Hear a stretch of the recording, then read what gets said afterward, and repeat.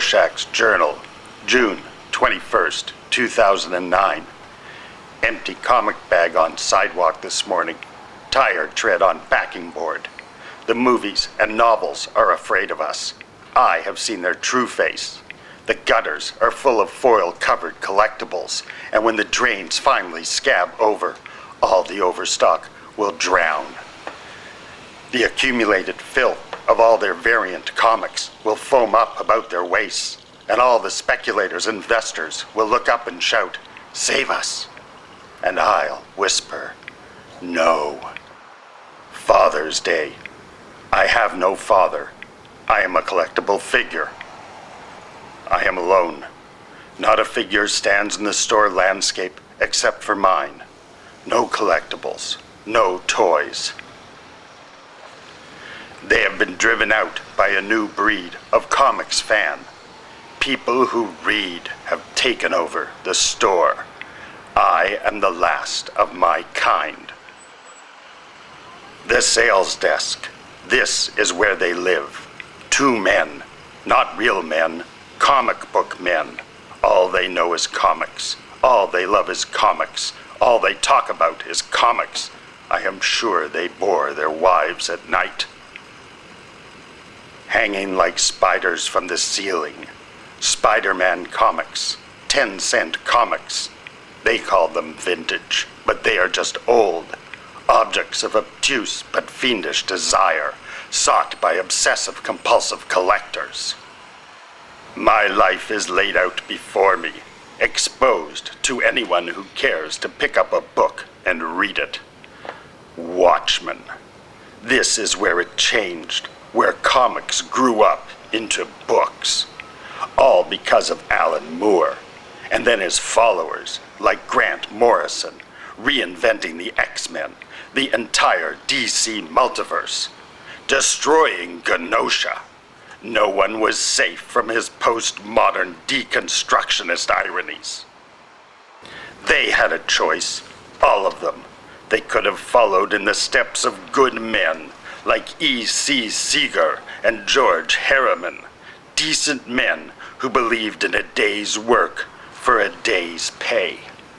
Will Eisner died on January 3rd, 2005, and nobody cares. Nobody cares but us.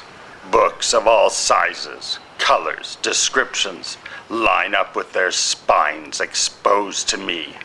I am offered satirical books, historical books, lesbian books, barrio books, but no superhero books.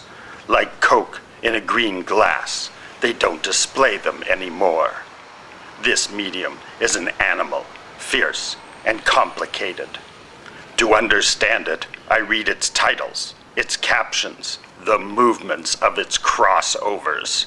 I sit watching the shelves, and comic books open their heart for me. None of you understand. I'm not locked up in here with your comics. Your comics are locked up in here with me. Superman, born 1938. 71 years of crime fighting. Is that what happens? A life of story conflicts with no clear resolutions? Violent lives ending violently. Bruce Wayne, Steve Rogers. We never die in bed. Not allowed. Something in our personalities, perhaps? Cartoonists understood. Treated it like a joke, but they understood. They saw the cracks in society, saw the little men in masks trying to hold it together. They saw the true face of the 21st century and chose to become a reflection, a parody of it. No one else saw the joke. That is why they are so lonely. I heard a joke once. Man goes to comic shop, says he's bored with traditional literature, says life is empty and bland, says he read everything he was told to in school. Clerk says, treatment is simple. The great writer Stan Lee has a new book out. Read him. That should pick you up. Man bursts into tears, says, But Mr. Store Clerk, I am Stan Lee.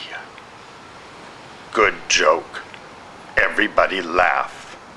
Roll on snare drum. Curtains.